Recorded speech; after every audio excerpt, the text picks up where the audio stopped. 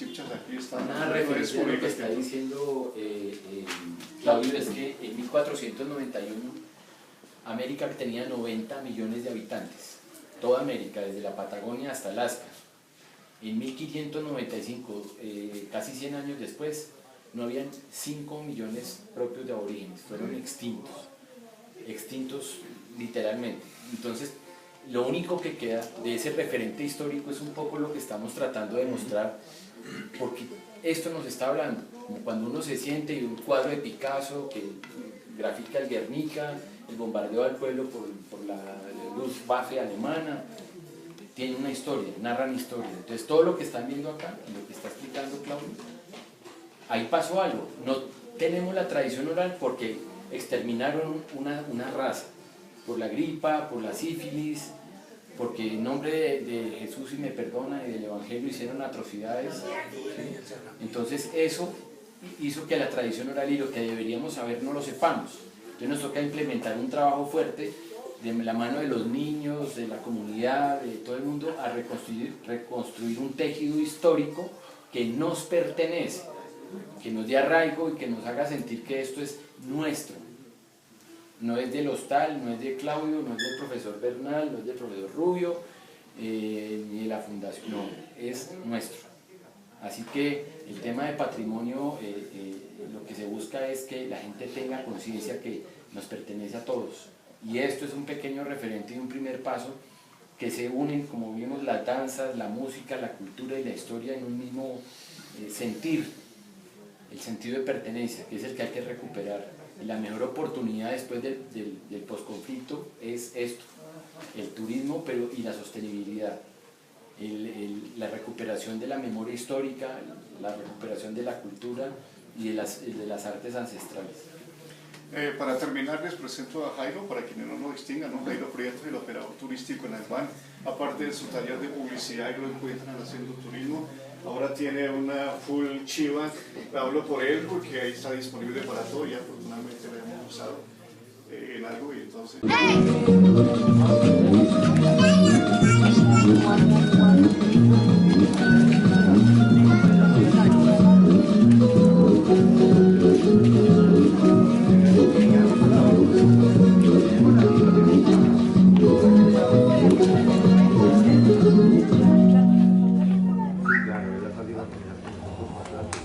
Yo canto con emoción y también con alegría, que baile mientras aleña, que viva la tierra mía.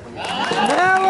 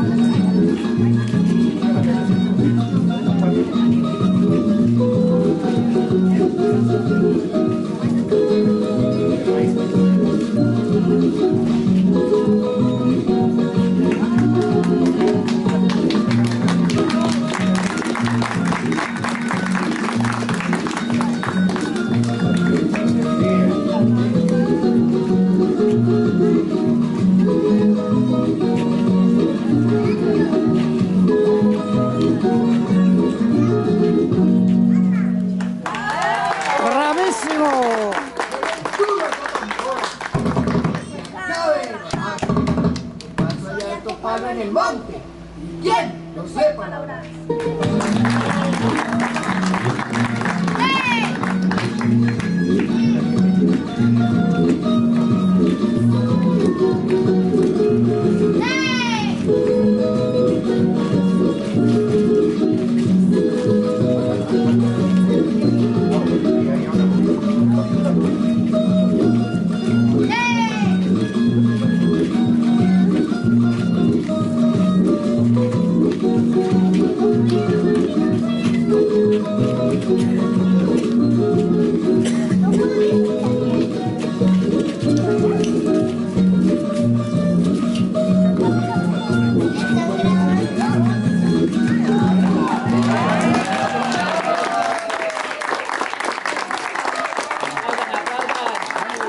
Gracias. Buenas tardes. Buenas tardes. A ver, qué bueno que nos podamos unir todos a rescatar nuestra cultura, a rescatar lo nuestro. Mi invitación es la siguiente. De pronto cuando no hemos ido allá a la piedra decimos, ¿y qué tan grande es la piedra? Entonces de pronto por el dibujo ya decimos, ¿qué tan grande es? Nosotros tuvimos la oportunidad de ir con algunos estudiantes a una piedra donde había petroglifos de estos, y algo bien interesante era esos niños diciendo, oiga, ¿qué podrá significar esto? Y el uno decía, oiga, mire, este está acostado y aquí está el sol. Están haciéndole un sacrificio al sol. Y otro decía, no, ese es como muy pequeño, esa es la luna. Y era bien interesante ver esos niños allá tratando de interpretar eso. ¿Y para qué les cuento yo a ustedes esto? Ahorita cuando hagamos también el recorrido, pues tratemos de ver qué nos dicen nuestros antepasados. Yo me pregunto si hoy pudiéramos, digamos, dejar una urna para gente en 2000, 3000 años, ¿qué dejaríamos de hoy? ¿Sí? Y de pronto Caracol y RCN, con todo respeto, nos diga, pues dejemos la guerra. ¿Sí? Y otro diga, no, pues dejemos el proceso de paz. De pronto nuestros antepasados también, el artista que hizo el dibujo allá en la piedra, yo me lo imagino pensando, bueno, ¿qué voy a dibujar?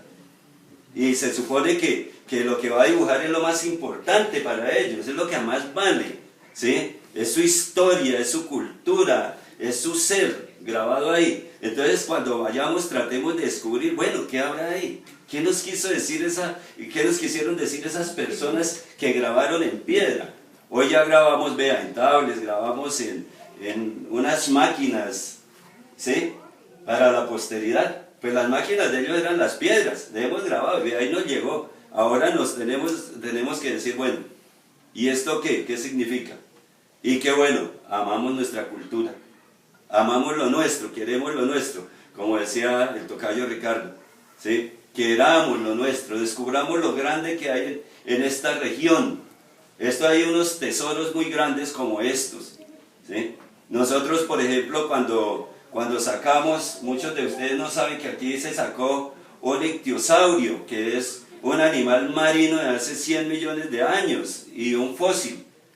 Y cuando fuimos a sacarlo había 2 niños, los hijos del profesor Germán, y aquí la profesora Amanda. Y esos niños con una brochita y con un cincelito tratando de que eso no se dañara porque había que sacarlo de la piedra.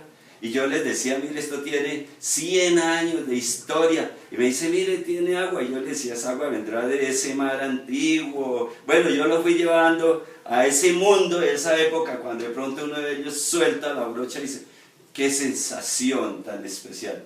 Que poder sentir eso, poder vivir eso. Entonces, muchas gracias y los invito a que sintamos nuestro patrimonio. Muchas gracias por la invitación.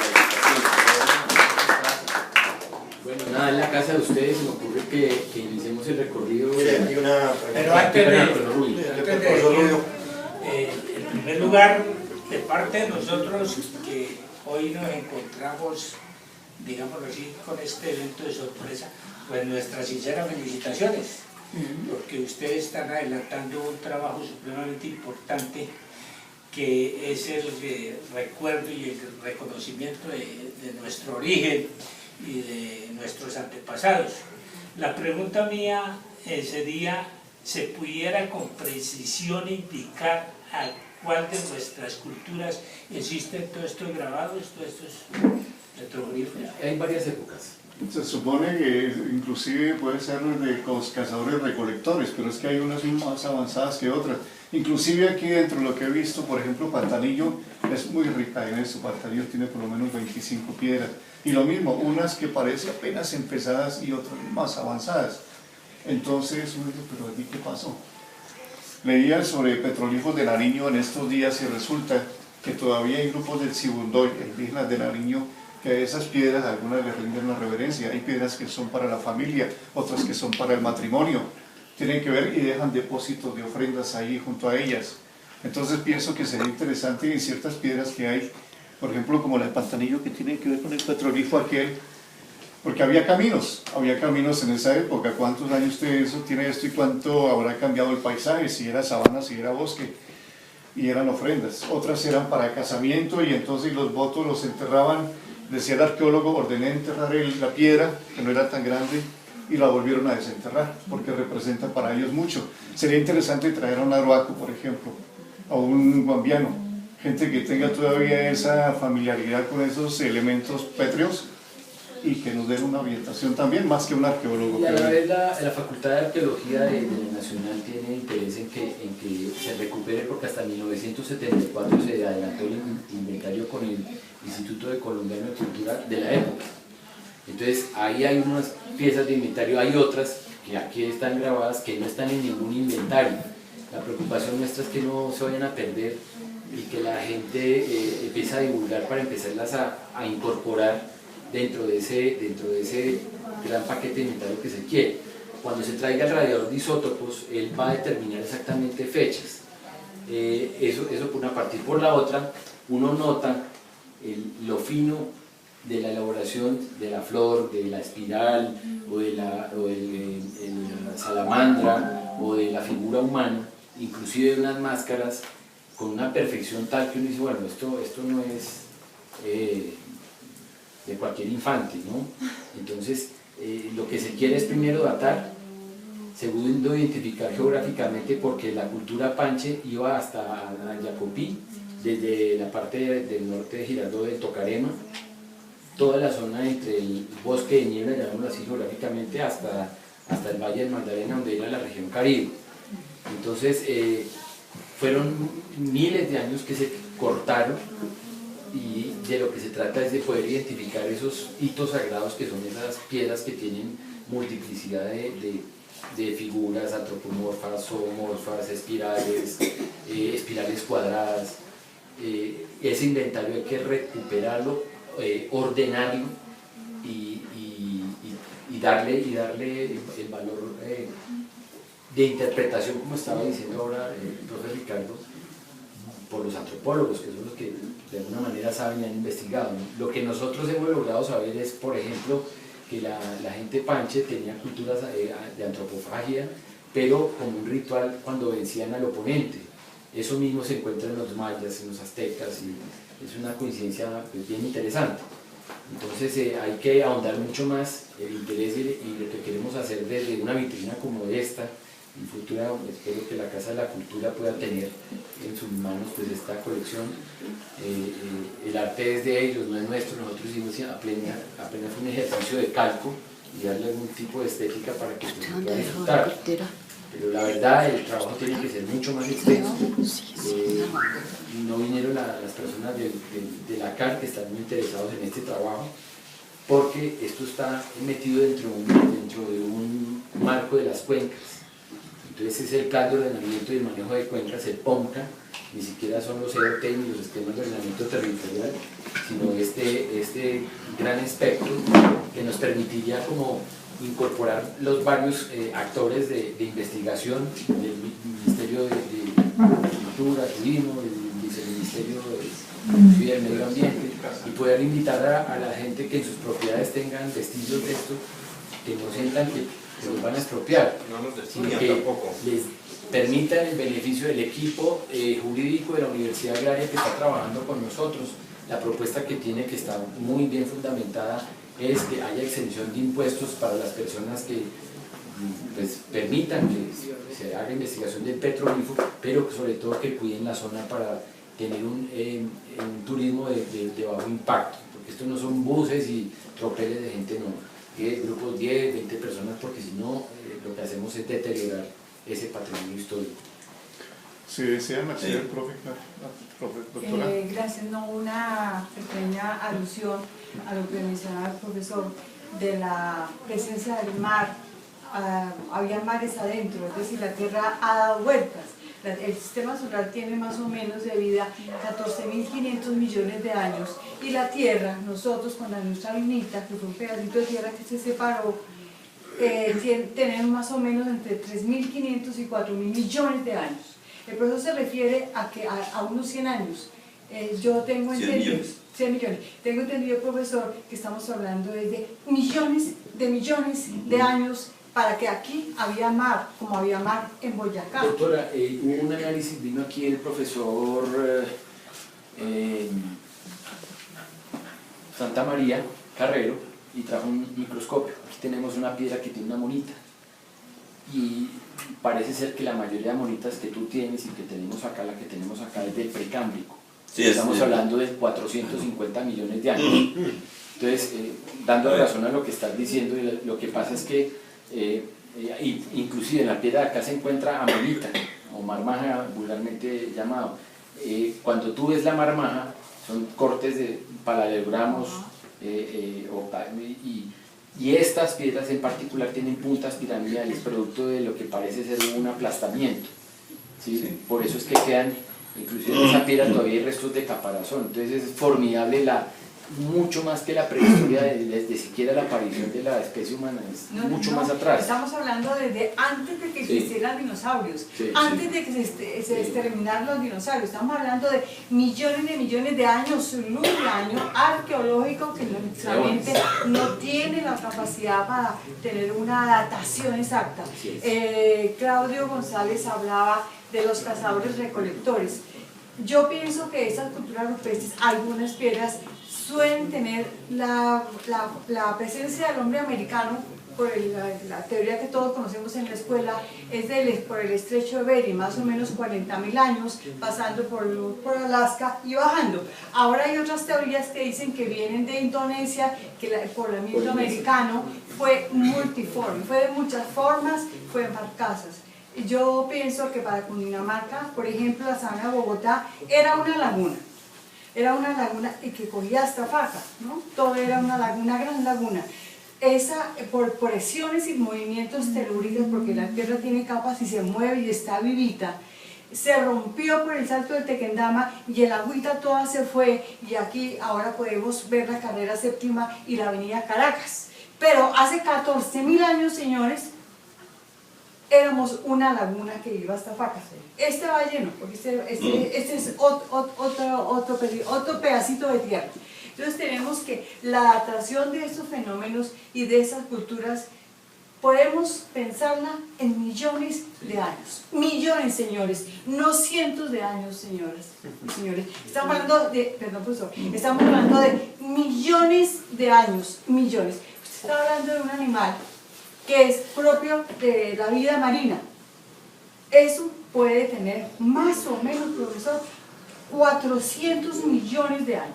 Y pensemos que todo esto se mueve, todo esto cambia, y en 250 millones de años, África, para los chicos, África se unirá a Europa, no existirá el mar Mediterráneo y volveremos nuevamente a la original Pangea, que era un gran globo de tierra.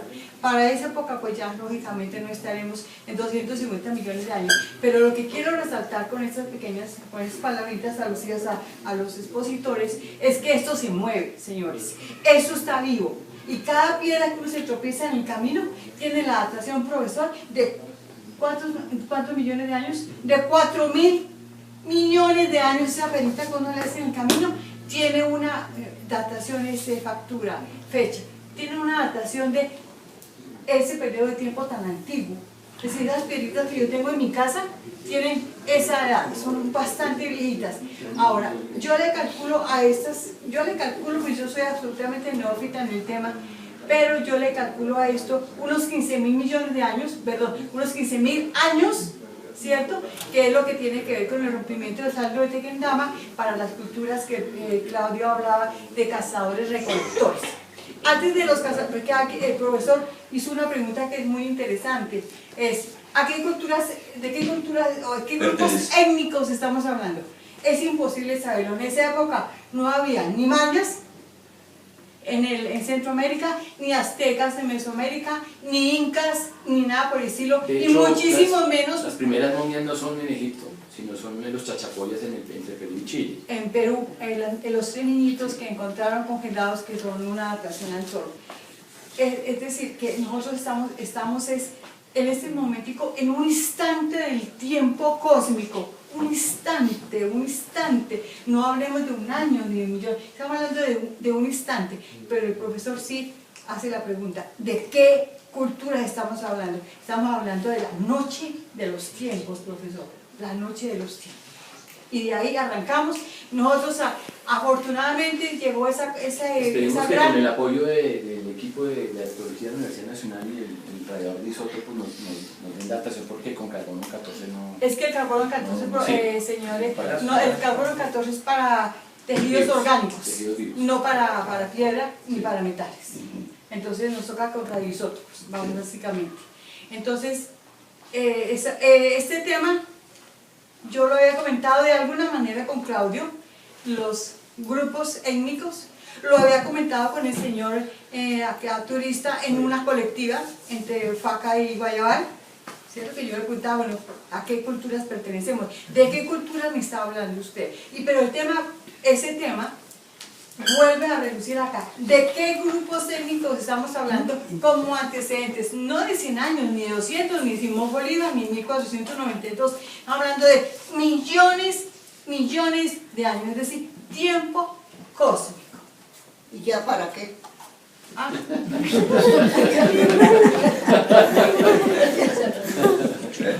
Bueno, de nuevo, bienvenidos. Para conocerlo pasado. Bien, pueden. Vamos. Entre Colombia y Venezuela, podemos imaginarnos esa entrada mucho más grande hacia adentro del mar. Entonces imagínense ustedes que emergieron la cordillera occidental y la central, y de allá, después de que eso se llenó de vegetación y todo eso, de allá bajó mucha materia orgánica que se ubicó por allá en lo que hoy llamamos la Orinoquia. ¿Sí? Esa zona. Pero esa acumulación de sedimentos a través de miles de años hizo que se produjera lo que se produce también en otras partes, que son levantamientos, que llaman orogenia. Y de allá es que resulta que nosotros podemos decir ese levantamiento de esa cordillera oriental, de allá es que decimos que tenemos amonitas y todo eso. ¿Por qué? Pues mundo de la vida, ¿sí? El mundo de la vida. Incluso, yéndose uno mucho antes, no sé si han visto un documento muy interesante que se llama Home. Home. H-O-M-E. Casa, hogar. Ahí dice, la vida fue la que creó la atmósfera, ¿no? No la atmósfera creó la vida, ¿sí? En este sentido, la atmósfera que tenemos ahora no es la misma que ha existido siempre, ¿sí? La primera atmósfera no podría resistir vida como nosotros, pero unas bacterias que llaman archibacterias fueron las que fueron tomando ciertas cosas, ciertos elementos de esa atmósfera original y fueron devolviendo otras cosas. Solo para decir que esto está vivo y que las relaciones son intensas y de distinto tipo. Entonces, hay una cosita. ¿Qué hace? En el momento que usted dice que fue la vida la que creó la atmósfera, se le echa la culpa al cloroplasto. Porque el primero que tuvo que existir para que todo esto sucediera fue una máquina biológica que fuera capaz de hacer fotosíntesis. Y está entendido que los únicos que han podido hacer fotosíntesis en la naturaleza son los cloroplastos. Entonces, primero el cloroplasto, no sabemos cómo se originó, luego las algas, luego una gran cantidad de microorganismos que fueron los que en un momento iniciaron la formación de una atmósfera más viable para otros seres. Eso es lo que usted dice, eso no duró 100 años, eso duró muchísimo tiempo. Y esa es toda la evolución que ha venido dando. Por eso la importancia de los vegetales. Por eso la importancia de los vegetales. Y por eso la importancia del sol. Porque para buscar el origen de todo, toca ir a cómo se formó el sistema solar. Porque la energía que prestó el sol fue la que en un momento dado permitió que hubiera fotosíntesis. A la distancia correcta, en la rotación correcta y en la traslación correcta. Entonces hay que ir a buscar todo allá, cómo es ese cuento de la formación. solo 2 minutos, ¿no? Yo quería llegar a este punto. Hasta hace algún tiempo decía que lo que se llama Homo sapiens, o sea, criaturas semejantes a nosotros, habían sido formadas hace unos 250.000 años, no millones, ¿sí? 250.000 años, ¿sí? Hace poco, hace 2 meses, dijeron que habían descubierto ya que eran más o menos 350.000 años, ¿sí? 350.000 años, los homínidos, muy criaturas. El primero fue Lucy, que tiene unos 4 millones de años. 3 millones. Lucy tiene 8 millones. Claro. 4, Uy, 5, 8 años. Pero digamos el sapiens, Sí, el sapiens, sí. el El sapiens. homínido, el Estamos sapiens. hablando- El sapiens, sí. el Que sapiens, elabora sí. herramientas, que elabora procesos mentales, El sapiens. Entonces, conceptos. entonces, ¿se imaginan ustedes cuando a uno le preguntan a qué grupo pertenece? Si en América pues se habla de, bueno, eso no hay acuerdos, pero hay más o menos de 15.000 40.000. años en adelante, ¿sí? Por ahí hay, y a veces es muy parecido a los más antiguos de España con los más antiguos de aquí, ¿sí? Por allá en Cantabria, ¿sí? En Cantabria, las cuevas de Cantabria en el norte, las edades de esos son las mismas de acá. Entonces dicen, bueno, ¿y esto qué pasó? Hay acuerdos de que eso fue en África que empezó lo de estos personajes como nosotros, ¿cierto? Más o menos hay acuerdos según No, el genoma. se supone que de África, cuando pasan por el estrecho de Gibraltar a Europa y por lo tanto sur de España, principalmente, no somos sapiens ni nada por el estilo, ni homo erectus, ni homo sapiens, ni homo instrumentos, ni nada por el estilo. Somos monos que escasamente nos comenzamos a enderezar y las mujeres comenzamos a tener preñez de 9 meses. Pero digamos, Somos venimos de monos. África. Sí. Es que no nos venimos de África. El Por origen eso. del hombre está en África. Exacto, exacto. Entonces era eso. Pero estoy de acuerdo. pasamos como monos por el sur de España. Como De acuerdo. monos. Y ahí nos comenzamos Entonces, digamos, poblar ya tanto, venimos. pues. Pero digamos, a la pregunta tuya, ¿sí? Entonces hubo un poblamiento, de acuerdo, que no se sabe cómo llegó inicialmente, que era por allá, por el norte. Hoy día eso hay, y hay evidencias además. Muchas teorías. Y hay facciones, ¿no? Hay facciones así Es la intuitivas, que hoy día es por allá, por la Polinesia, o por distintas partes. Incluso que veníamos de un origen común del grupo que salió de África, parece ser que era como una especie de familia, la famosa Eva hipocondrial. Mitocondrial. Sí. ¿Cómo? Mitocondrial. Mitocondrial, perdón, sí, gracias. Cuando sale de allá, parece que es la que pobla el mundo, ¿sí? Y entonces todos los estudios genéticos llevan a ella. Claro, y entonces digo yo sobre eso, ¿qué quiere decir? Que aquí pudo haber distintas culturas, distintas etnias, y una vino después de la otra, y la otra, y la otra, ¿sí? Entonces esas piedras puede que no sean de la misma, ¿sí? No, Entonces, tiene registros de varias. exacto, entonces los rasgos y todo eso darán, muy interesante, ¿no? Para entusiasmarse uno con eso, ¿quién pudo estar acá? Si todo eso que llamamos palimpsesto, que llega a una cultura, deja huellas, luego llega a otra, deja huellas, ¿cierto? Entonces, de acuerdo, eso puede ser de muchos orígenes, de muchos orígenes.